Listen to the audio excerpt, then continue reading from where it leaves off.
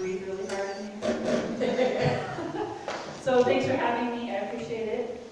Just a second here. So had a really interesting talk with Dave about this talk originally, and I think we came up with some good things to talk about, so I hope that you're at least a little bit inspired. So how do we know when it's right? So how do we know when our future is right? And when it's ready to be plucked from the universe? Well, in nature we can tell when the fruit is right? It gives us outward signs. There's clues to the fertility of things. You can tell when something has come to fruition. You can smell that really sweet scent of a pear, you know it's right. Or the bright redness of the hot pepper, you know it's right. There's a burst of pollen from the bees when they're trying to pollinate themselves, when they're really at their ripest moment of fruition, that pollen is released. Or on a potato, you see the flowers on the top of the potato plant, and that's the outward sign of the underground mystery of the potatoes growing. So nature gives us all these ways to know when things are right. But what about for us as individuals, or as a community? How do we know when our future is right? Which is always there. The universe has our future waiting for us. We just have to learn to understand when it's right and when it's time to really step into that. And so for each of us, I think it's really when we've realized our blind spots and when we're able to see our personal alignment with our self, our capital S self, which is really our highest purpose, and that alignment with our work, capital W, like what's really our calling. So as individuals, when we can see our blind spots, or at least know that we have them, and align ourself with our work. And as for a community, how do we know when it's right? I think it's really when we're able to embrace those shadow parts and be okay with those and hold space for what's coming, even though we know there's shadow. So being able to see our alignment collectively as working for each self. So as a group, when we are working for each individual's highest goal, that's really when we've reached fruition as a community. So, and it's at those moments of peak ripeness and that fruition when infinite possibilities that are always there, and that's when we really can step into those and pluck those. And they're always unfolding, they're always rolling into existence, and always becoming. That manifesting of possibilities and coming alive, that's that moment of ripeness. So that's all great, but how do we get there as individuals? That's really what I want to talk about with you today. How do we, each as individuals, find the path to getting to our own place of ripeness with the universe, so we can pluck all those possibilities and bring them into reality. It's really a time when we have to listen and perceive our own self-feedback loops. And I bet if you think about it, you know what your own self-feedback loops are. So listening for those, and really thinking of this first phase of listening in Theory U, which Theory U is an idea of how we move through stages of listening down to a place of being really present. And when we're very present, that's when the new future can emerge through us. So kind of going along that, this U moving down into a stillness. So that first phase of listening, we can really apply to ourselves as we're trying to find that moment of ripeness within ourselves. And that's where the self shows up, the little self, the small s self. So that little self, that's the image in the mirror. When you look in the mirror, that's the little self. And when you see those wrinkles around your eyes, that's the little self. Or if you're looking like, oh, I'm wearing a red shirt, or I'm wearing tan pants, that's your little self. Or your place in line at the grocery store, that's your little self. It's really the body and the person as the small self, the small s. It's really the ego. And so while we're downloading and listening to the ego and to the self, that's where we're in that space of just my person, not really who I am, just my shape. So we can find the usual faults and complain about the same things, question what people are judging in us, But really what we have to do is recognize that that's just the shape of me. That's not me. That's just my shape. So that's when we're in that downloading phase of just seeing it and expecting the same thing as always. Like, I'm always going to see those wrinkles when I look in the mirror. Darn it. So once we realize that that's the small s self, we can move into this next phase of listening to ourselves, which really is more like debating with ourselves. That's, I don't know about you, but I get into these cogitating moments or ruminating about a conversation that I had in the past, and just over and over in my head, like, oh, I should have said that then.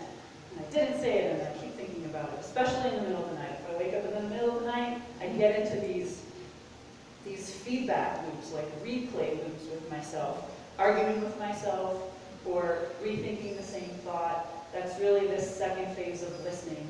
I'm beyond listening to just what I saw in the mirror, but I'm continually listening to my own feedback loop over and over and over again. So I'm not really moving forward. That's kind of this debate with ourselves. And to get past that, we really have to recognize that that's just the habit of me. So now I've noticed the shape of me. Now I'm noticing the habit of me, which is, I'm getting a little deeper, which is good.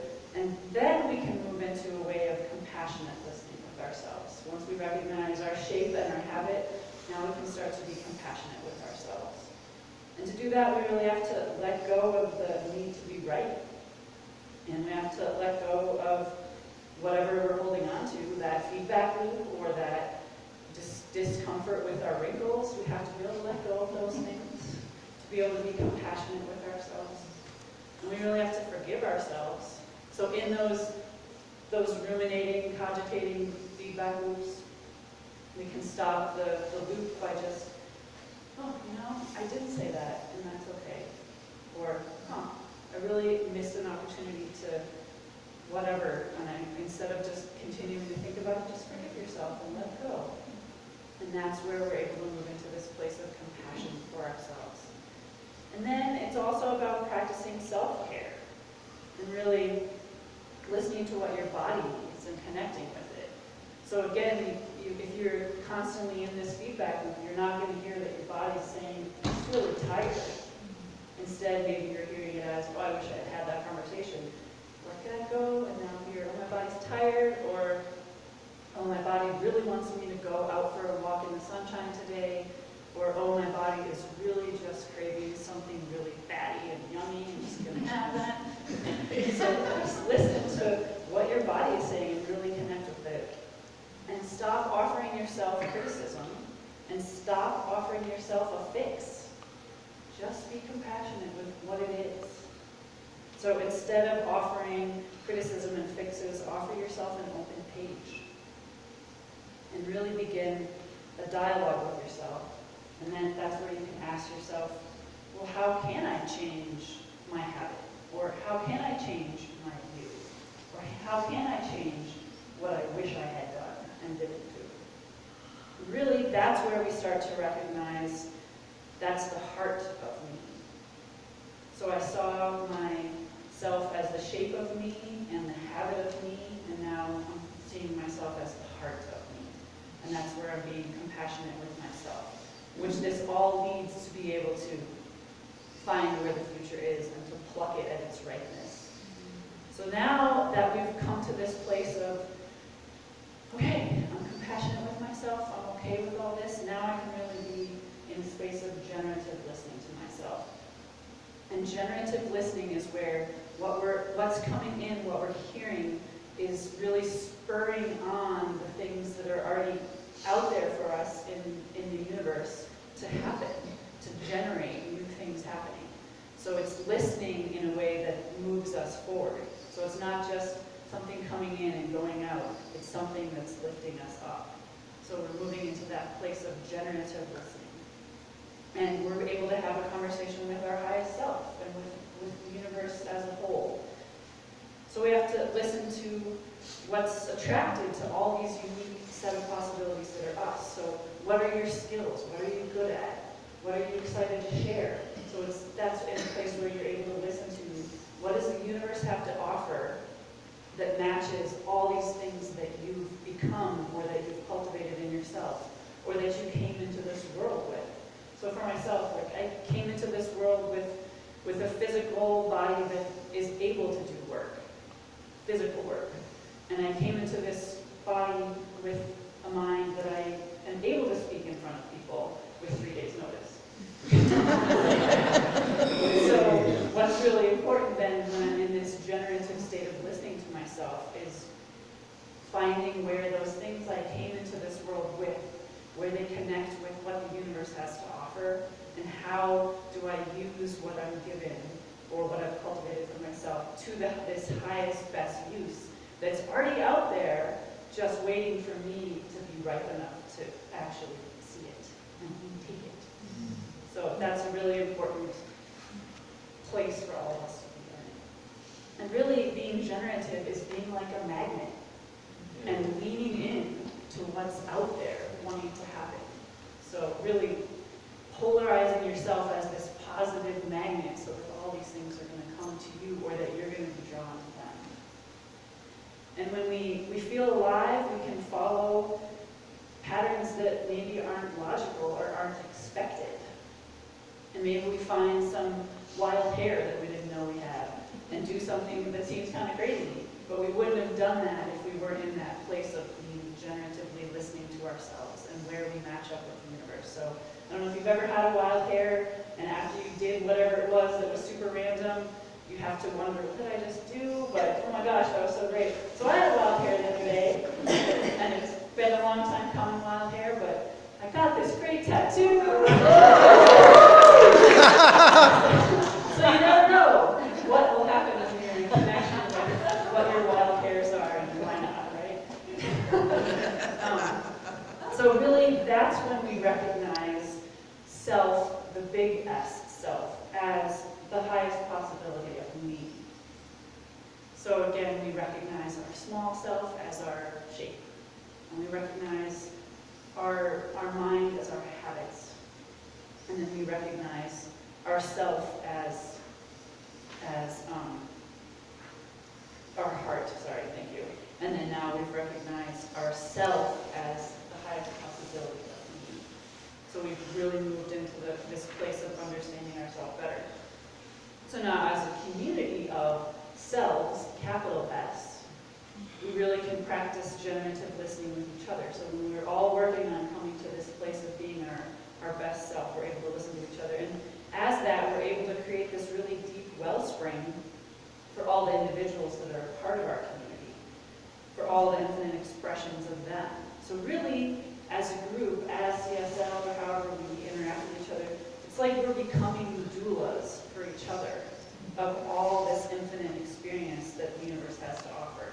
So CSL is really the center for spiritual doulas, which is kind of exciting if you think of it that way, that we're each doing this for ourselves, but by doing it for ourselves, we're doing it for each other as well. And individually, we can have so much more when we have a community that supports us, and the community has so much more when we have individuals that are working on self-expansion. So it's a two-way. When one is bigger, the other is bigger, and then the other is bigger. So it really feeds on itself. And when we each individually work to become our best self, together we create this new social field that doesn't perpetuate the past thoughts anymore, but instead is the infinite possibilities and potential. So to get here, we can each support each other in seeing that big self and recognize that that's our future highest possibility. That's our true ripeness.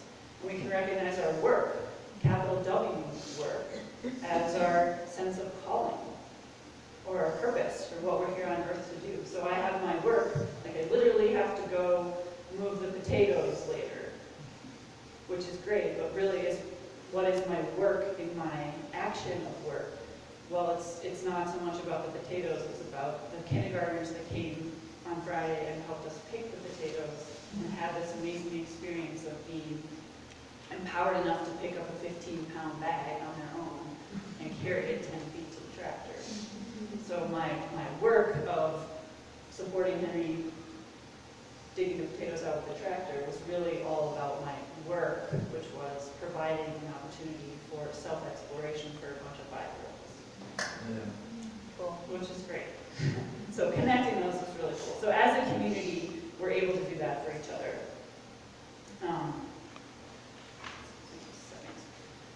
So then it's really also linking our job, which is our source of income or our source of sustenance, with our work. And that's really a great place when we can come to that, shows us our essential purpose, where what we're doing on a daily basis for income or for sustenance matches up with what the universe really has in store for us as our capital W work, when our job and our work are aligned. And that's when we can really awaken our consciousness to the universe of possibility. And that's when we can really, when we're in that space, we intuitively know when things are right and can take each moment as a possibility. Do I still have a little bit of time? I broke my talk this time into a place where if I knew I was over, I could just stop. Or I could So I get to keep going, okay? So there's some danger out there in all this journey. So the first danger is really comes from our own head, and it's the voice of judgment. And we all know that voice of judgment. It really shuts down our open mind and tells us what should be. So you might find that voice of judgment in the mirror of the, oh, I should have worn sunscreen and I wouldn't have developed sunspots on my face after all these years. Well, I didn't. So here I am. Or the voice of judgment of, in this cyclic or conversation in your mind, I should have responded in some way, or I should have something else. Well, I didn't. Or I did. And so the voice of judgment is that first enemy at the gate that you have to look at and realize, like, oh, that's not real. That's not the shape of me. That's not the habit of me. That's not the heart of me. That's just my voice of judgment. That's just me judging myself. And so moving past the voice of judgment. And if you can't move past it, at least recognizing it. Oh, I'm judging myself again. Not that easily, right? Then the next danger at the gate is really the voice of cynicism, which shuts down our open heart. The voice of cynicism is telling us that we can't change things. We can change things if we decide we're going to change them. If we let our voice of cynicism convince us we can't change, then we probably won't change.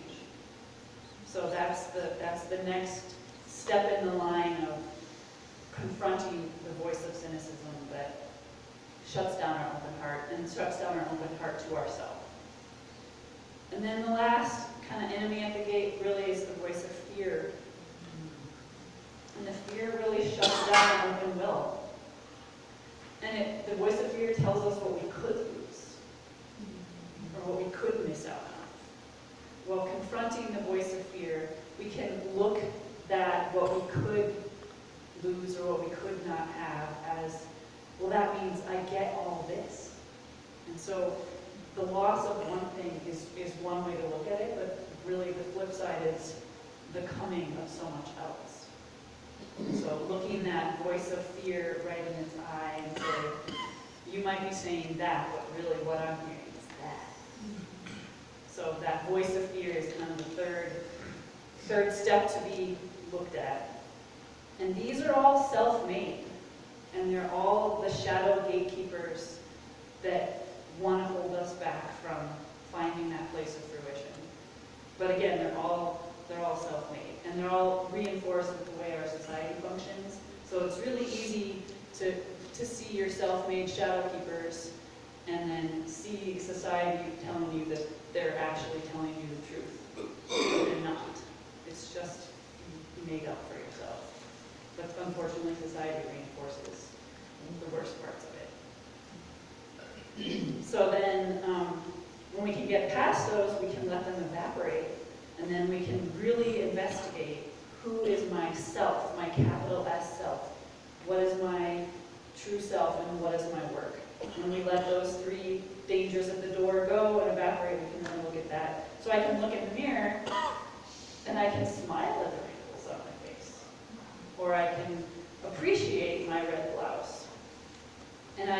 in my sweater, and I can really love being last in line at the supermarket, which is just my small self. That's just the parts of me, the shape of me. And I can really change the subject on that circular debate. And I can embrace being wrong, or being out of shape, or being tired, or whatever it is that my body wants from me. And I can ask really my body and my mind what it needs. And then I can lean into the future and find that really delicious smelling ripe pear that's the next thing that's a part of myself and my work, and take that and share it with my community. So I have a little poem by Khalil Gibran about self-knowledge. So he says, a man said, "Speak to us of self-knowledge." And he answered saying, "Your hearts know in silence the secret of the days and the nights, but your ears thirst for the sound of your heart's knowledge. You would know in words that which you have always known in thought. You would touch with your fingers the naked body of your dreams. And it is well you should. The hidden wellspring of your soul must needs rise and run, murmuring to the sea. And the treasure of your infinite depths will be revealed to your eyes. But let there be no scales to weigh your unknown treasure, and seek not the depths of your knowledge with staff or sounding line. For self is a sea, boundless and measureless. Say not, I have found the truth, but rather, I have found a truth. Say not, I have found the path of the soul. Say rather, I have met the soul walking upon my path. For the soul walks upon all paths. The soul walks not upon a line, neither does it grow like a reed. The soul unfolds itself like a lotus of countless petals. So I am excited to be able to share this opportunity as a group, that as each of us work towards realizing our true self with a capital S, and our work, that as I work on that, and as you work on that, and as you work on that, it improves the situation and the possibilities for all of us. So thank you for sharing in this collective and individual journey.